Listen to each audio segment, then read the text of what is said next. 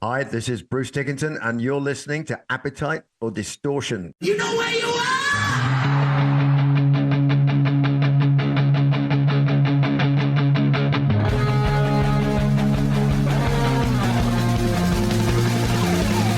This is Appetite for Distortion.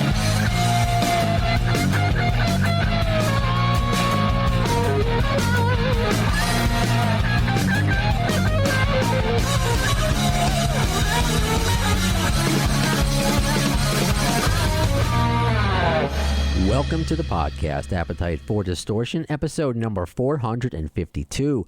My name is Brando. Coming up momentarily, the legendary singer of Iron Maiden, Bruce Dickinson. And we're going to be talking about his solo project, the Mandrake Project, along with its accompanying comic book series. It's going to be a short interview, though. I know the episode is long. That means we're talking a lot, you and I, a lot about this interview that's about to happen. We need to break it down. Also, some GNR news we need to talk about as well. But first, Bruce, and I need to set the stage.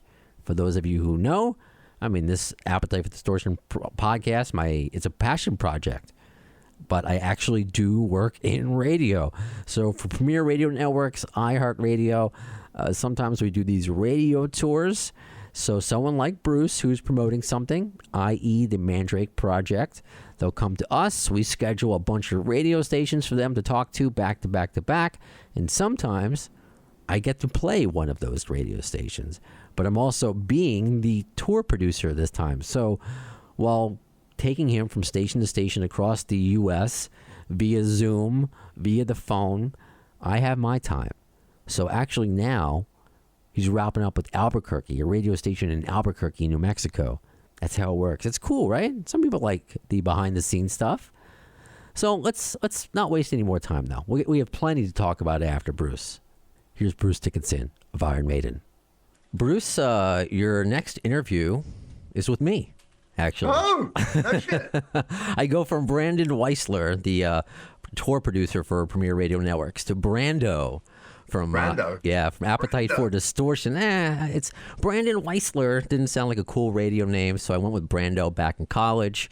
Doing Appetite for Distortion for 8 years. This is episode number 452. It's such an honor. It's been cool. I've been kind of hanging out with you for over an hour, but now I get to talk to you. Is this something that, because you've been so cool, I see the other end. People that don't like to do interviews, but every single person, it's like you come off like a friend. Do you like doing interviews after all these years? How do you? Is it part of the gig? Yeah, I just treat an interview like a conversation. Mm-hmm. Yeah, same. That's all it is. You're just having a conversation. So, I hate doing interviews when I'm if I'm tired or grumpy or pissed off. That's when I hate doing interviews, because I think you have to really engage 100% with the person, like you would if you talking to a real human being, because actually you are talking to a real human being, think about the answers that you give them some importance, because that translates to kind of first politeness, that you're actually treating the other person as a real important part of your life, even if it's only for 7 minutes. Sure, it's important. It's that's one of the things I've taken away from just listening to your other interviews so far this morning. This is how conversational you are, and that's completely my approach. So I ask, as I guess I had to switch aliases from Brandon to Brando. Are you the same person when you're doing the Mandrake Project, when you're doing Iron Maiden, when you're Bruce doing an interview? Are there different sides of you, or is it all part of the same guy? No, it all comes in. It's all in the same. All goes in. It comes out of the same pot. But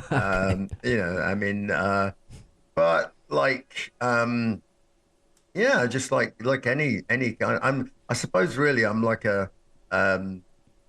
If I was going to make an analogy, it would be like, you take me out of the fridge and I'm stone cold, and you put me on the cooker and you heat me up to a certain temperature, and you go, oh yeah, that looks like maiden temperature there. Like, whoop, and you put a dollop in the bowl, and woof, off I, and it's maiden world. And then at the end of that, you put the paint back in the pot, and it goes back to its normal kind of tepid, boring, ordinary state, which is me when I'm, not running around doing stuff. I like pictures, analogies, and things like that. Rather than I explain things a lot in those terms, which is the same way I write songs and music and things. So I like to say that the way I approach a club, and then a theater, and then an arena, and then some mega stadium where you can't even see the last person in the audience, because they're so far away. How do you project your personality, if you like, over those different distances? And I said, well, it's kind of like having a party balloon that is you.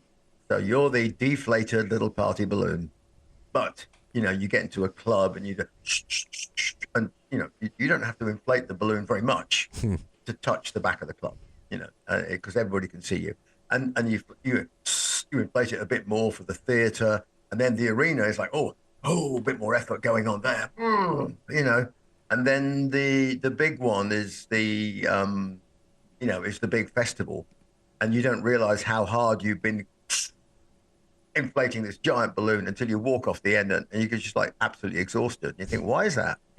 Because you've been pushing out all this energy to try and fill this vast space. But the problem with all that is that you're now walking around with a balloon the size of Texas around your head. So you need to somehow go, quick, and the balloon just deflates. And you've got to do that after the show. Because if you don't do that, you won't be able to get through any doorway in the Western world.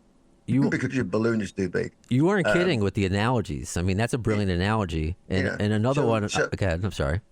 So I mean, everybody's got the little balloon, and everybody's capable of inflating it. It's just that my job is doing it to a ridiculous extent, and so I treat that balloon as kind of almost in the third person. I'm like, okay, that the big balloon is out there, but that's not really a state to exist in the real world, So I try and deflate it at the end of the show and be quiet and just run away somewhere into a dark corner and hide and just decompress.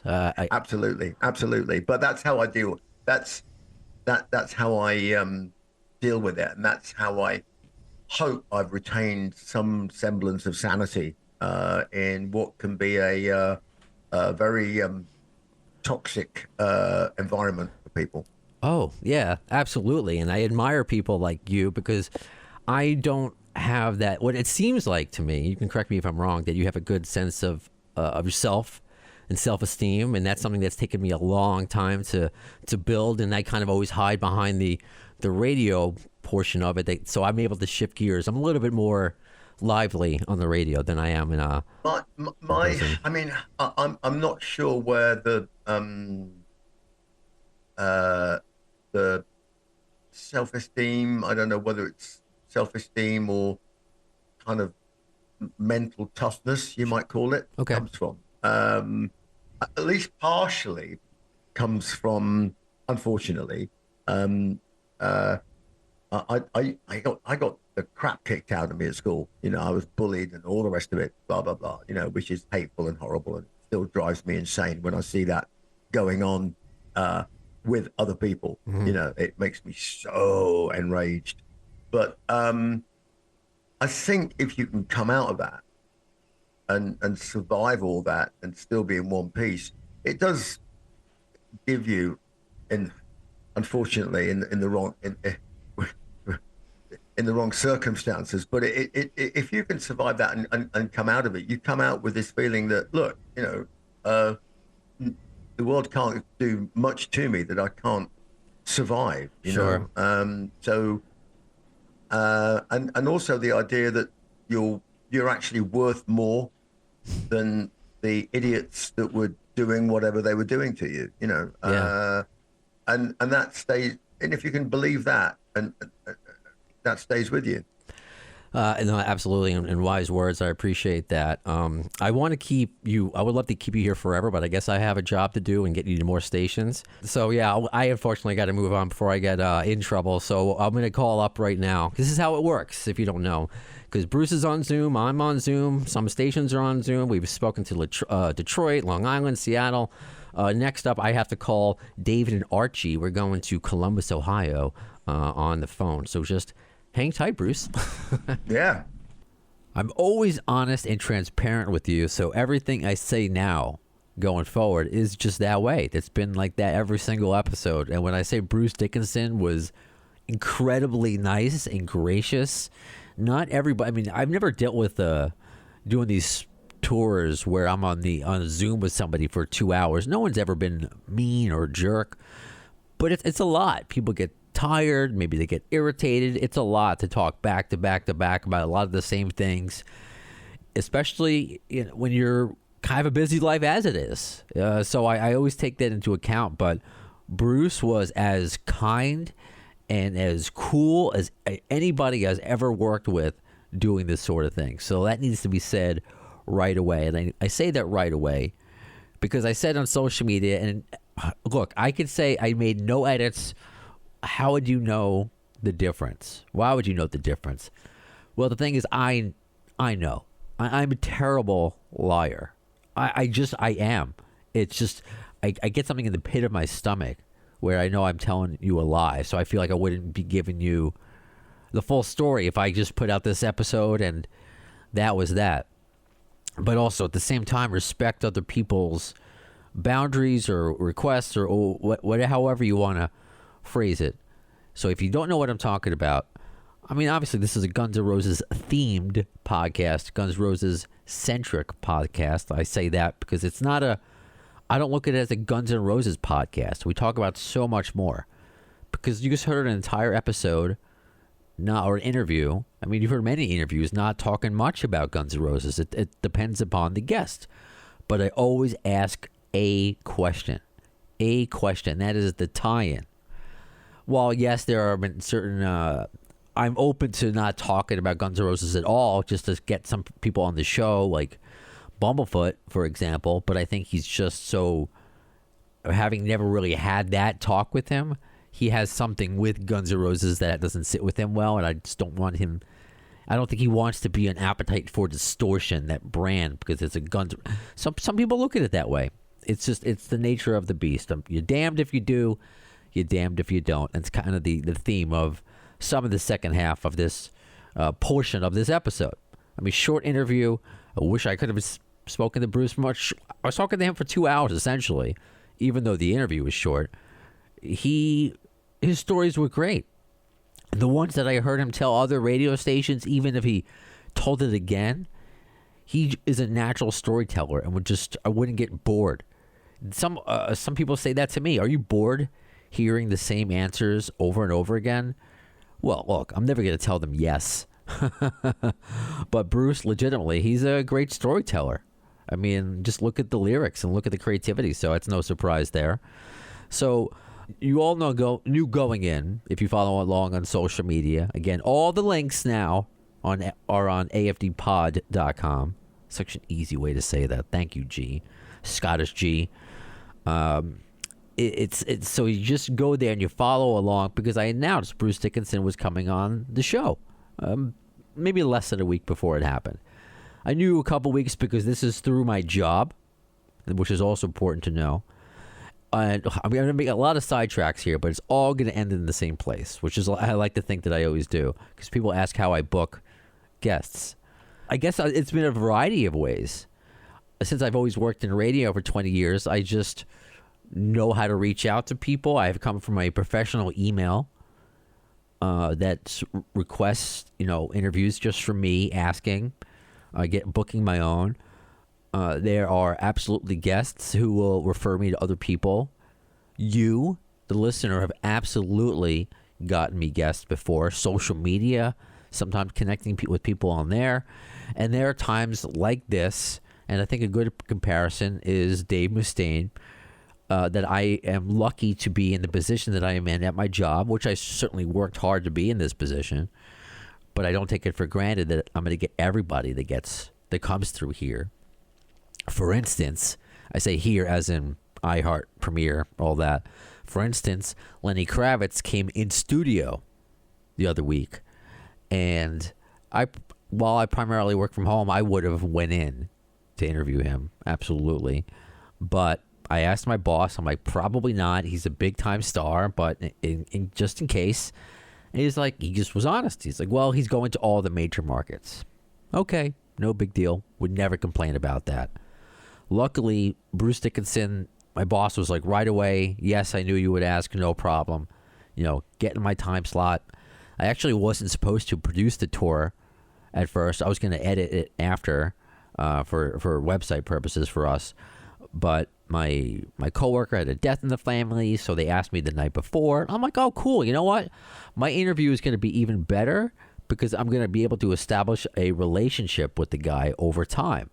So it's tough to do those shotgun interviews, like Shotgun News. It's tough to do those shotgun interviews where you're trying to establish, unless you just have Q&As back and forth. This, yes, this, no. Tell us about this. It's just not my style. I like to make some sort of human connection because it's a better interview. I enjoy it more. I think the guest enjoys it more. You heard it from Bruce himself. He likes the conversational kind of talk. So no one brought up Guns N' Roses on any of the interviews.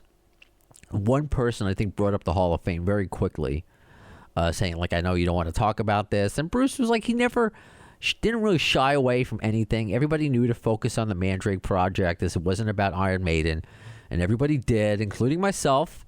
And for whatever reason, it just never occurred to me that I apologize for the vagueness of it. The very last question that I had for him before I had to move on, technically, I said, look, you obviously know this is Appetite for Distortion, Guns N' Roses themed podcast. He laughed at that, kind of thing. And I asked about, of course, there's the infamous history between Iron Maiden and Axl and Guns N' Roses, I should say. Izzy not wanting to open for them, Axel Rose, that an interview saying that he wishes, I think the reporter was like, do you have anything in common with Iron Maiden? This is back in the 80s, by the way, like a long ass time ago. So it's really irrelevant by today's standards. You're just bringing up old stuff.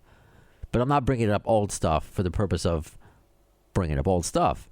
It's just I know it comes with some sort of a backstory.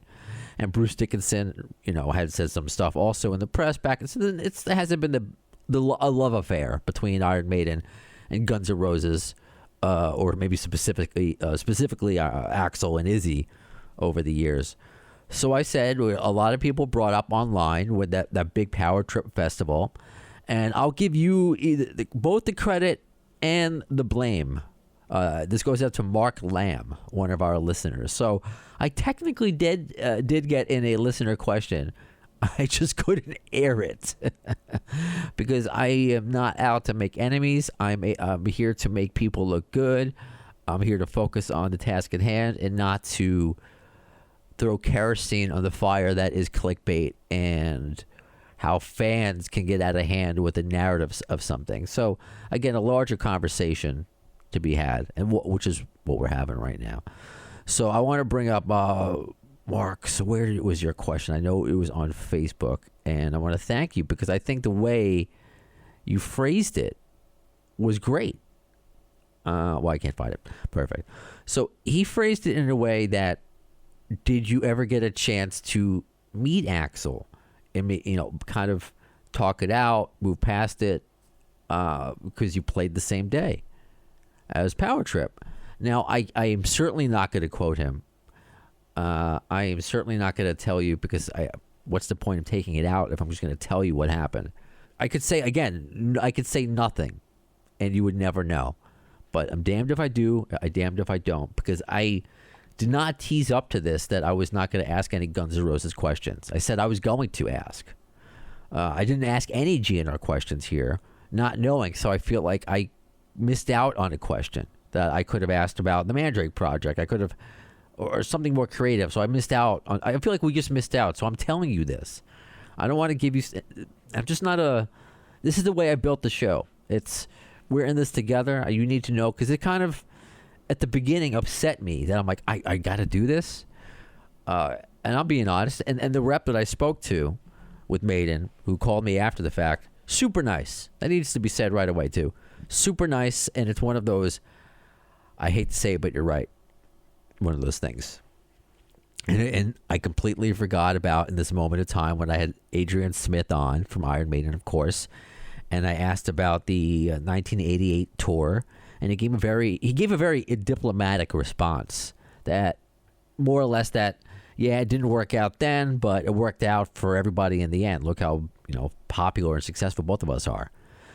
But they asked me to take it out. Actually, the same guy asked me to take it out then. And it bummed me out then. I mean, I let like a year go by where Maiden was doing nothing, and I put it out on YouTube, and it didn't make any press, didn't do anything, and it was just for us. So you knew what happened. So that may happen with this. So don't say like, oh, you're teasing us with, these things. So patience soon is the word, unless I'm told no. But again, and that's going to be in the future if I would do that. But I just need to say this, that Axl was not uttered by Bruce, because some people were thinking that right away. Oh, he's slagging Axl. Why are you protecting him? No. Bruce was the coolest dude ever. Like, he really was. I had almost a nervousness the same way that I felt with Dave Mustaine. You're seeing this guy your entire life as just a rock star, and almost like kind of like the angry rock star, which you love. I love Megadeth. I love Iron Maiden, but I'm intimidated. Am I going to say something wrong? Am I going to seem uncool in front of this person? But just like Dave, Bruce was awesome. Like totally awesome. Like, he was just a really upbeat, nice guy, and he had played the night before. And that's something else to keep in mind too, why I do a lot of Zoom interviews. Even though he looked like Bruce Dickinson, he looks like some of the Getty Images photos that I'm using in the Zoom portion of this, I should say the YouTube portion of this interview.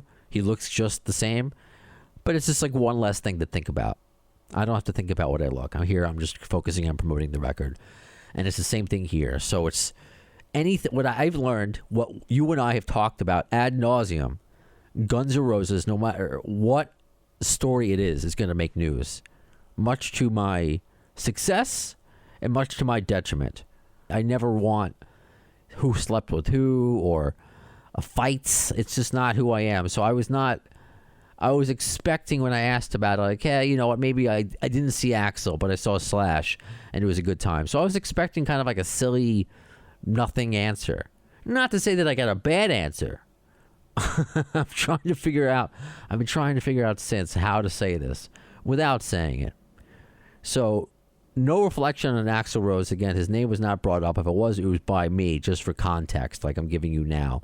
Like there was stuff in the press before, and now you're playing this day together. So Axl, not mentioned. No, there is no controversy with Axl and Bruce. Zero, zilch, less than zero, as far as the story that I heard. But I think, well, Bruce went to go see, wanted to watch GNR, and wasn't allowed. Whether that was by, I think it was just by a security guy thinking he's a big shit and not knowing who he's talking to, essentially. Bruce didn't say that. That's not Bruce's words. Those are my words. I'm kind of annoyed for him because we spoke about bullying in the interview, and that's kind of where it went in a way. So some security guards, I mean, as you know, it's concert season. Some are really nice and helpful, and some are just like assholes, you know. So I think, in my opinion, not a word he just certainly did not use. So do not quote me. It is not what Bruce said. It is not. I'm letting you know without letting you know, as best as I can. I'm just trying to do the best as I can for myself, for my audience, and for the people that I respected, the privilege of doing this interview through my job. And why would I air it too and get myself in trouble and do a poor relationship with these people, never get an Iron Maiden interview ever again? And what would that even say about my job? You know, here's this guy that won't correct our interview and he's part of your staff. Like, that would be horrendous. So nothing I said came out of Bruce's mouth. I'm paraphrasing and again, I'm shaping it of how I feel. Just went to watch a GNR. Some guy with an ego trip just like wouldn't even let him get to a certain point, and he's like, all right, whatever, and just moved on, kind of thing. So and I tweeted this though, so maybe this will apply. Thank you to Blabbermouth for always covering me. Okay, I do not know who runs it, but they have helped in my success. I appreciate that. One of many sites: Ultimate Guitar, Alternative Nation, Loudwire. I am so fortunate to have been covered by all these great websites. And now what I'm going to try to do in their spirit, maybe they'll be quoting me more then, is when I write stuff for afdpod.com. Like, I'm going to write a Bruce Dickinson article, and they can quote me there. But still, these are quoting from the podcast themselves. And look, it's been brought up in the Shinedown interview. It's a lot. Blabbermouth, it was brought up a lot of times, man. I mean, with Kip Winger and Mike Portnoy. Like, it just seems to the go-to scapegoat for clickbait. And people need to understand what clickbait is. And here's another sidebar too. The guy who I threatened to ban last episode if he didn't apologize, I ended up banning him. I mean, it's just, you need to understand what clickbait is. It's a variety of things. It could be a variety of things. So the guy I needed to ban was ban. So if I post something that's not forcing you to click on something, that can't be clickbait. If I'm asking you a interactive question that wants to generate comments and interest, that's not controversial, that's just like something, maybe it's not, you find the question boring or not insightful, whatever it is. You may not like the question, but it's not baiting. It's not baiting you to respond. It's not a hot take. I'm not into hot takes. I'm into, maybe I have an opinion, and I never deter anyone from their opinion, because who's to say mine is right? So don't give me that. Like, it's just, I'm at a point in my life where I don't need that crap. So Blabbermouth, they've never misquoted me or anyone, as far as I know. But what happens is, if you do a 2-hour interview, or in this case, if I do an 8-minute interview with Bruce Dickinson, and I talk about GNR for 50 seconds, they're going to focus on that 50 seconds. And everything else is going to be overshadowed. However, I mean, I do think Blabbermouth is great for crediting everything that the guy, the artist has currently, what's going on. But that's not what PR people want. That's not what managers want. Sometimes artists, they care, they don't care. Others feel that, you know what, it's all press. It's getting your name out there. But then there's another level to it. Then you're going to have the fan comments to it. Fans citing Maiden versus GNR, Bruce versus Axl, where it really has nothing to do with any of that. That was the story I had. Nothing to do with that. It had to do with this one douche rocket. Again, my word, not his at all. Bruce Dickinson, I don't think has ever said douche rocket. I don't know. Maybe I've said that once in my life. I don't know why I decided to say it now. Again, my words, not his. So if you quote, you're spreading like almost fake news. And everyone, they can deny it. Everyone can deny these things happened. Who the fuck am I? Although, shout out Lauren Schaffner from Loudwire. She quoted me. Maybe here's the shift. Shotgun news. Because how much are we to talk about this? So in the future, maybe you'll hear that clip. Maybe I will tell you exactly what was said to me on a future episode of a Patreon. Maybe. I'm toying with those. Because I'm just paying respect now. Patreon, I mean, that's, people have to pay for that. That's not going to go clickbait. And again, if I wait a year, a couple years, I don't see this ending anytime soon, it'll be harmless. So stick around soon. Anyway, shotgun news. News. So again, thanks Lauren Schaffner, who's been on the podcast before. Guns N' Roses fan. I appreciate her covering. There's a lot of good people covering GNR out there. Journalists, in addition to Lauren, Brian Raleigh from Ultimate Classic Rock, our friend Matt Wake from AL.com. A lot of great Guns N' Roses articles and people and fans out there. And now there's another website, which is, I can't believe this is news, but it's like what Guns N' Roses news was there going to be this year? Well, technically it's not Guns N' Roses news. It's Axl Rose news. Axl Rose has an official website, official axlrose.com. Now look, how do we know this is real? Look, every freaking social media platform has fakes on it. The amount of Axl Roses or Saul Hudsons or that follow me, that might comment on something that you commented on, all these scammers, who are these people? Losers. Who creates these fake Instagram pages? What kind of loser are you? There's no other word to describe you. To con people out of money, to pretend to be somebody else, you are a piece of garbage. You are not a good person if that's how you make a living. So, how do we know this is real? So, I believe it is real. I mean, nothing is real unless confirmed by Axl Rose himself, right? How he famously said with Coachella back in 2016, nothing is confirmed about my love of Taco Bell. Yum, yum, yum, yum. All the emojis. But then, of course, Coachella eventually happened. Yada, yada, yada.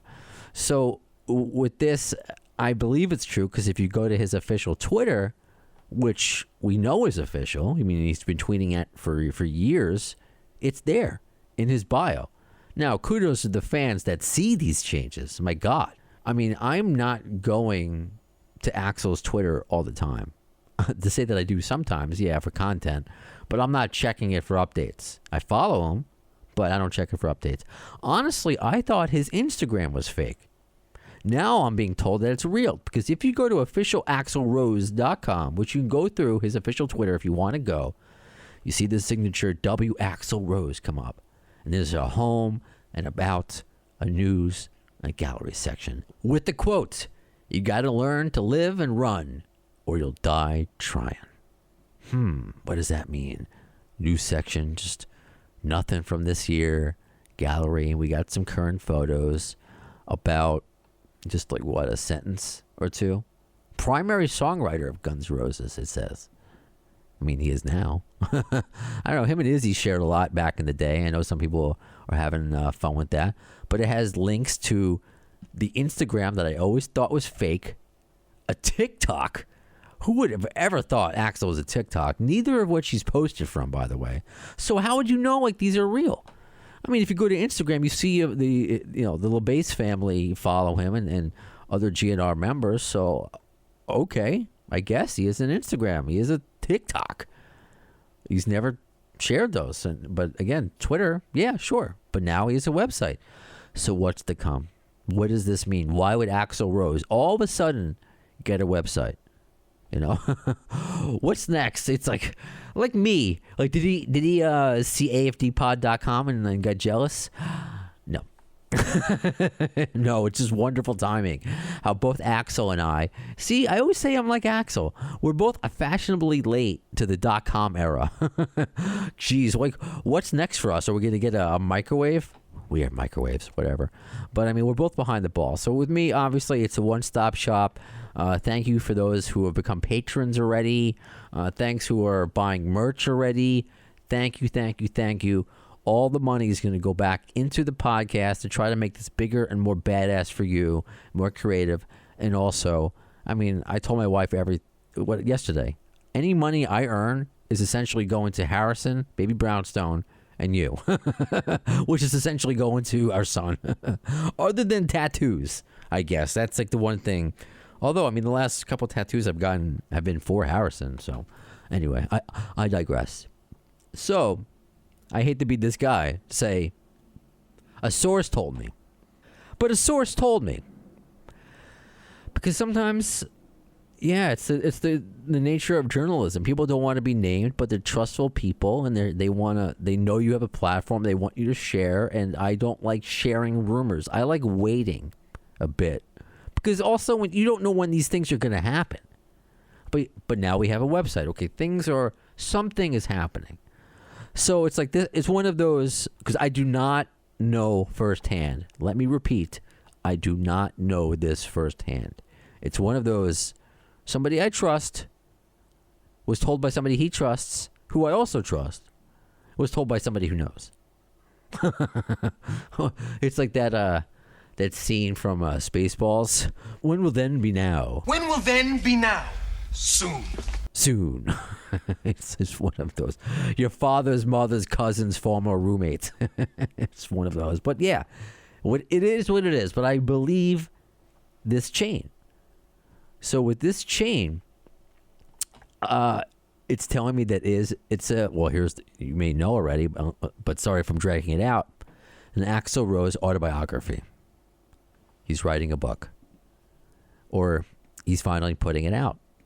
Because you may remember, especially if you listen to this podcast regularly, and remember, because there are those of you, and I'm still dumbfounded that you do this. I'm so flattered that there are those of you who have listened to episodes multiple times, have been here since episode 1. And as I record this, because I say this all the time, and again, I'm not a liar, that people say they find me all the time. So this is an email from Vic430, excuse me, a tweet rather, or an X. It's a tweet. Screw you, Elon. Like the amount of bots that I get on my tweets for like OnlyFans, get out of here. Fix it. Anyway, he goes, first off, love the podcast. New listener. Tammy Downs interview found me. LOL. Now I'm listening to Snake. He seemed so excited, and Eric leaves within a few months. Ugh. Decided to go back and listen to the others. It really is crazy when you hear some of my episodes and where we are now, just like how fast time goes, you know? So thank you, Vic, for being a first-time listener and going back. So if you go back, you may hear this from Sebastian Bach, and I know I am crazy that I remember this. So this was a book signing that he did for his autobiography back in 2016. This is Sebastian Bach. One person says you should tell Axl to start writing his memoir. He already did. Have you read it? No. But Is it locked away? No, but I remember when I was on tour with him in 2010, I was like, I'm going to start writing a book, dude. Ooh. Because have you started yet? I go, well, I got, chapter or 2. I go, have you started writing yours? He goes, yeah, I got like 40,000 words. Or some crazy number.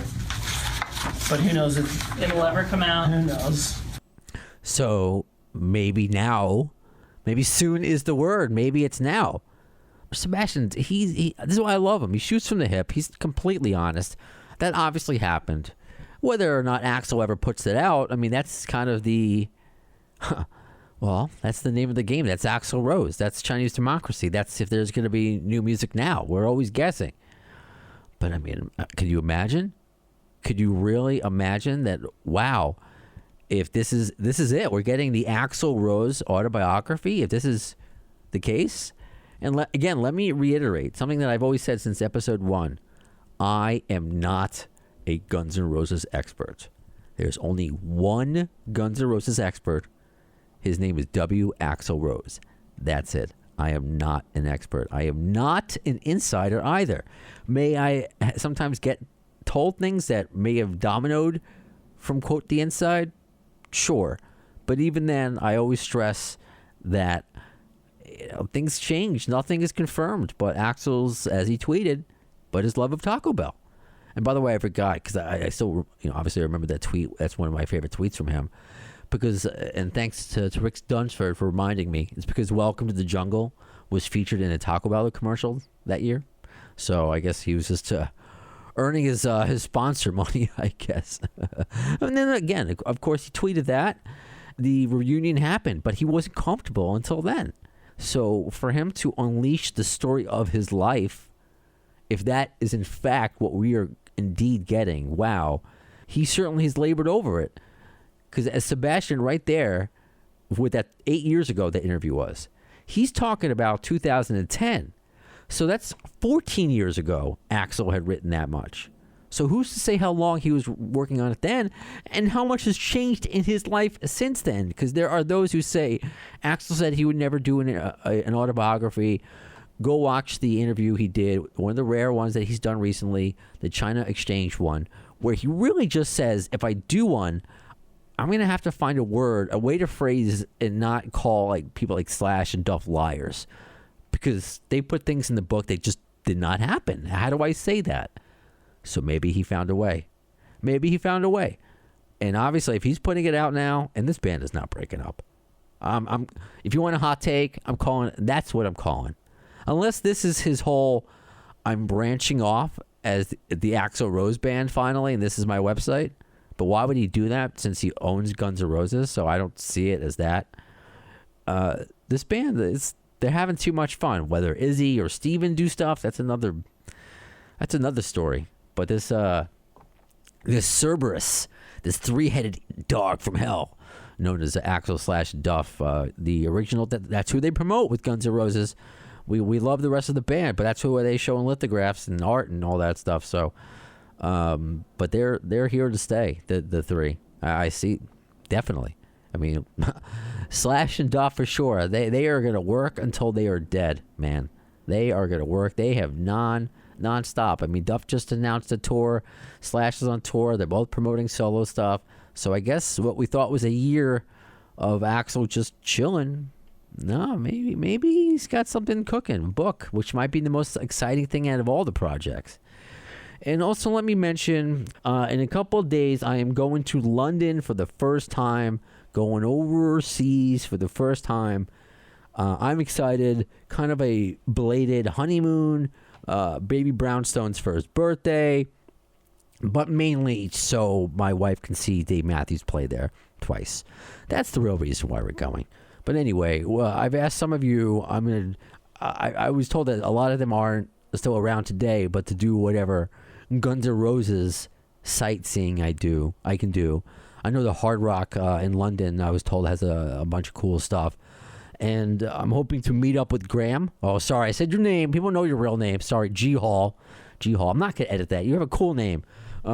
G Hall, Scotland, Iowa's Life, with the Dust and Bones documentary, who is currently working on a script for the Lost Years documentary. More on that to come. And is helping put together afdpod.com. We should be meeting up, coming down from Scotland. If any of you are around in the area, I'm so lucky to have listeners everywhere that just like they're telling me to have fun, enjoy, go to here from London, go to there. We should meet up at here, this. So if you want to just DM me, that's cool. Whether I can or not, that remains to be seen. If I'm traveling with a 1-year-old, I'm kind of on his schedule. But if we can make it happen, absolutely. So I'm obviously not going to do an episode for a couple weeks. I will say, coming up, Mark Weiss, the famed 80s photographer, took some awesome Guns N' Roses photos back in the day. So I hope you enjoyed this long episode, because it's going to be the last one for a few days. I'll probably be back in May. So that does it for this episode of Appetite for Distortion. Again, everything can be found afdpod.com. The conversation continues in between the broadcasts, social media, always trying to update the YouTube with new clips. I will do and communicate as much as I can when I am in London. But when will I be back? In the words of Axl Rose concerning Chinese democracy, I don't know if soon is the word, but you'll see it.